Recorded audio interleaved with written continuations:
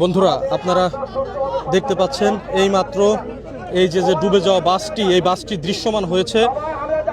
উদ্ধারকারী জাহাজ হামজা, এই হামজা এই বাসটিকে টেনে তুলেছে এবং সামনের অংশটি দৃশ্যমান হয়েছে। আপনারা দেখতে পাচ্ছেন এখানে হাজারো মানুষ কিন্তু ভিড় করেছে। আপনারা দেখতে পাচ্ছেন আজ বিকেল 4:45টার দিকে এই বাসটি দৌলতদিয়ার 3 নম্বর ফেরিঘাটে আসে। কুষ্টিয়া থেকে ছেড়ে আসে 50 জনেরও বেশি যাত্রী নিয়ে বাসটি এখানে এসে বাসটি ফেরিতে ওঠার সময় পন্টুন থেকে কিন্তু নিয়ন্ত্রণ হারিয়ে এই বাসটি ছিটকে একেবারে পদ্মা নদীতে পড়ে যায় এবং দীর্ঘ এই যে কয়েক ঘন্টা পরে, এখন 11:15টারও বেশি বাজে, এই দীর্ঘ কয়েক ঘন্টার পরে এই বাসটি এই টেনে তোলা সক্ষম হয়েছে এবং সামনের অংশটি টেনে তোলা সক্ষম হয়েছে। আপনারা দেখতে পাচ্ছেন বাসের নম্বরটি দেখা যাচ্ছে এখানে।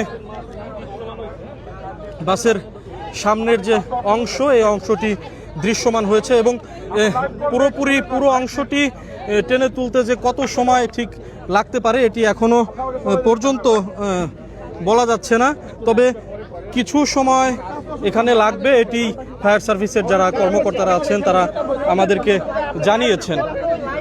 আপনারা দেখুন ফায়ার সার্ভিসের ডুবুরি ইউনিটে যারা কাজ করেন, ডুবুরি ইউনিটের যারা সদস্যরা আছেন, তারা কিন্তু দেখতে পাচ্ছেন যে তারা আবারও হয়তোবা নিচে নামার চেষ্টা করছে। হ্যাঁ, তারা আবারও পানির নিচে নামার চেষ্টা করছে, হয়তোবা তারা বাসের মধ্যে ঢোকার চেষ্টা তারা করছেন এবং আর কিছুক্ষণের মধ্যেই হয়তো পুরো বাসটি টেনে তোলা সম্ভব হবে। তবে আমরা যেটি ধারণা করছি যে ফায়ার সার্ভিস কি পুরো বাসটি টেনে তুলবেন নাকি ফায়ার সার্ভিসের ডুবুরি ইউনিট এখন বাসের মধ্যে ঢুকে তারপর এক এক করে উদ্ধার তৎপরতা চালাবেন, সেই বিষয়টি এখনও কিন্তু আমরা নিশ্চিত হতে পারিনি। তবে আমরা দেখছি যে তারা হয়তোবা আগে পর্যবেক্ষণ করছেন যে কিভাবে উদ্ধার কার্যক্রমটি চালানো যায়। আপনারা আমাদের সঙ্গেই থাকুন, পরবর্তীতে আরও তথ্য আমি আপনাদেরকে জানিয়ে দিব।